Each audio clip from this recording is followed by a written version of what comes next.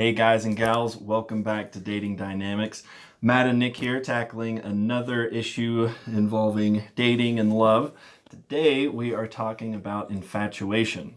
Now, infatuation, it takes, a few forms, but they all come down to you're just enamored with somebody, you're head over heels, you're full of those great, feelings of attraction and love. And it can look something a little bit like this. I love you, Lisa. Unfortunately, it often ends up looking a little bit like this. Why, Lisa? Why?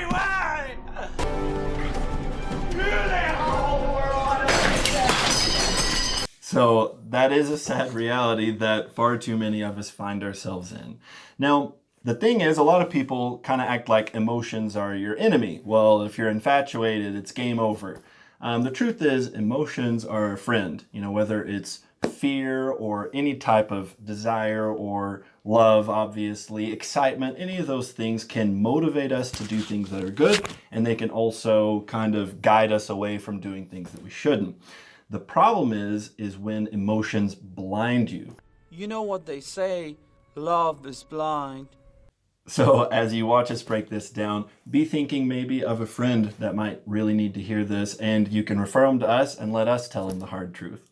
Absolutely. So first of all, one of the things you can look out for and see if infatuation is blinding you in a relationship is if you project an ideal on the person that you're dating. So what does that mean? Well, there are a lot of things that you don't know about who you're dating, especially early on.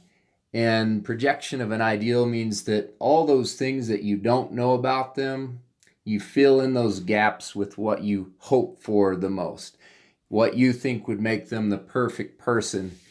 And the problem with that is it's not reality, and they're an imperfect person with flaws. And if you take close enough notice, you can, if it's not happening right now, then there has been a time in your life where you have done that. If not, then you're lying. No, everybody does this at some point. Absolutely. It's really, really difficult not to. And along with that is if you're leading in with your emotions and you realize that the other person, they can't do any wrong, right? And I've had people on the other end of this even talk to me about this, that, they were a little bit freaked out by how infatuated somebody was with them because they realized they couldn't do any wrong in the other person's eyes, even when they knew they could.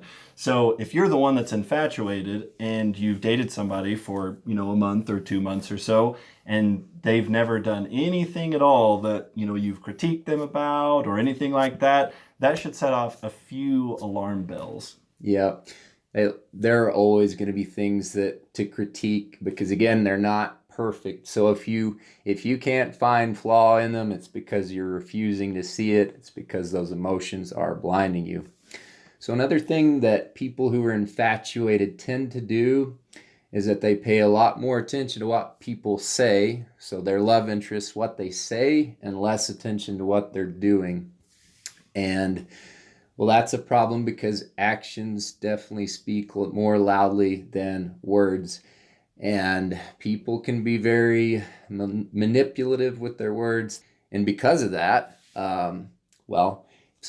if you're infatuated, you're just going to buy into that. You're going to want to believe everything that they say and that they're as great as you think that they are. But oh, absolutely.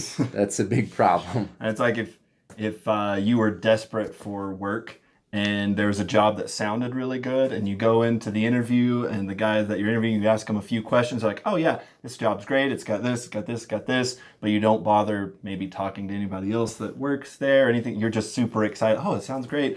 Then it's kind of that same thing. You're just so anxious to be all in. Sold already. Yes. On it. Yeah. Yes. So the last quick point we wanted to go over with infatuation, what people often find themselves doing is that they make it so that they really never say no. And if they do say no, eventually they say yes. And this can involve any number of different things. But it means that you always prioritize the other person's wants, needs, preferences, all of these different things instead of your own. And in any relationship, you're going to need to do that some of the time. There's going to be give and take. That's one of the earmarks of a healthy relationship, is that both people compromise.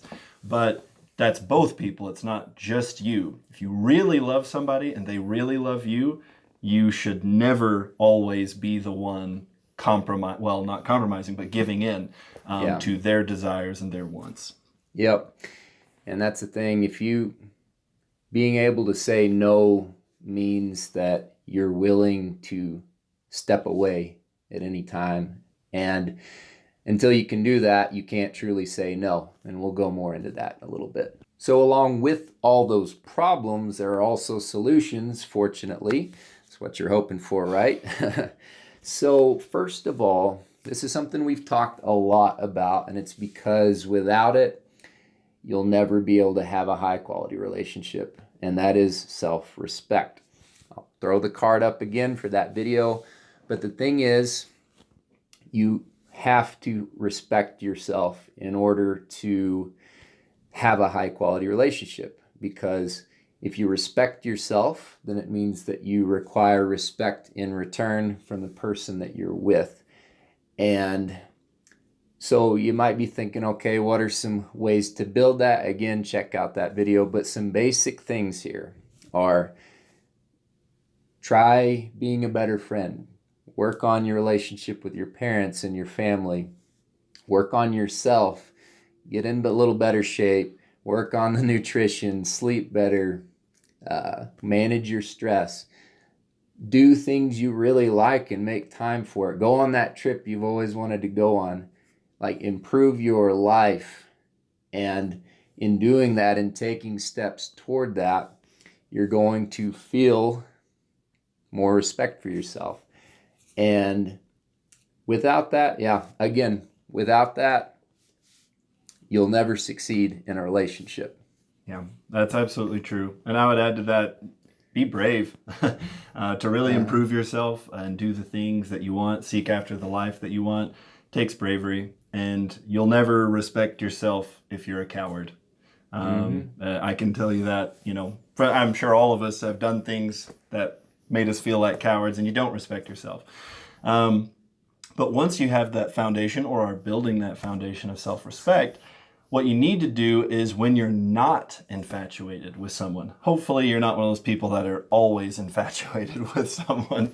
So in a small moment of not having, that infatuation, you need to make a list of the things that are essentials for you for a relationship that you would consider high quality, especially something that might lead to marriage. You think about your parents or your grandparents, or a couple that you like their relationship. There are things there that you want to emulate. When you're just thinking about different things, maybe even watching a movie and something comes to you like, man, I really want that in my life, then write it down.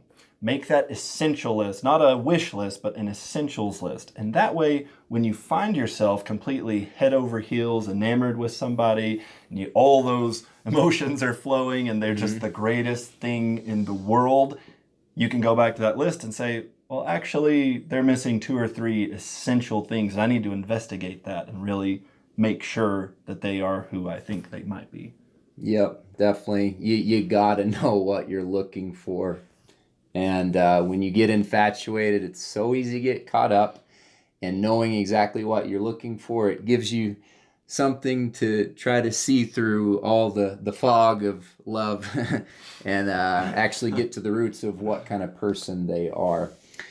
So back to building yourself, you're going to need a high-value mindset, which comes from that self-respect. But in a nutshell, and we'll throw up a link for that video, the high-value mindset means that you value yourself, and once you feel that that's the case, that you are a high-value person, then you will be able to start adopting an abundance mindset. And so Another card there for you. Yeah, you're going to be like, hey, I'm a catch. Yes. You know? But the idea there is once you build that abundance mindset, it's that I'm a high quality person and I know that I have good dating options. So what does that do for you? How is that the silver bullet to this problem? Well, to address the never being able to say no thing, you can say no when you're willing to walk away. And when you know you have other good dating options than the person in front of you, then you're willing to do that. And until you are, like, if you don't have that abundance mindset, good luck walking away from someone that you're infatuated with. It's almost impossible. Mm-hmm. And you know, when you have that mindset, it's also important to use that mindset to actually go out and date a lot of people, because when you date a lot of people, it gives you an abundance reality, which is even better. Another card. Well, sorry, I didn't mean to, guys. No. So many cards. But it's so powerful. It really, really is. The mindset is essential, but when you actually have the reality, when you can say, you know what, this person is awesome, but there's another pretty great person that might be awesome right over here that is interested in me, walking away, saying no, being willing to really test the person in front of you is infinitely easier. And if you date a lot of people also, you'll start to see patterns of behavior, patterns of really positive behaviors, you know, honesty, integrity, those being reliable. attributes that you're looking for. Absolutely. And you'll also see when people are kind of subtly, because some people, you know, hey, they know they're not great and they are really good. They are great at masking how not great they are. And so you'll start to see these patterns and you'll get good at separating people's words from their actions. And the more you date and the more you date with your eyes open and that high value abundance mindset, the better you're going to get till you can see through people much, much faster, both the good and the bad. And you want to see both. Absolutely. So once you get those things in line, once you are on the path toward gaining self-respect, once you really, really know what you're looking for, those foundational things that you know you require in a relationship, and once you have that abundance mindset and or reality, these problems go away. That infatuation doesn't completely blind you anymore. You stop projecting the ideal and you see the actual person. You do see when they're doing something wrong. You don't just ignore it because you want to ignore it. You pay a lot more attention to what they're doing and less to their words. And when you say no, you can 100% actually mean that because you know you can walk away. So we hope that helps y'all out. And again, if you know a friend that's struggling or if you see it in yourself, then really apply it because it's going to change things for you in a very good way. Yep. And you know, that path towards self-respect, it's not easy. It's like long, thorny path. And it shouldn't be easy. Like, you know. Well, would you respect yourself if it was easy? Right. Well, I respect myself a lot, and it was easy. It was so easy. No, it's going to be difficult, but it's going to also be worth it. And for any of you guys out there, and again, it's the guys, ladies, we don't mean to leave you out, but for the moment, we are doing the one-on-one coaching with the guys. And if there are any of you out there struggling or you know a friend that's struggling, come on down. We can definitely help you out, get you on that path towards self-respect and get you to start building that abundance mindset. So guys, we appreciate your time and have a great night.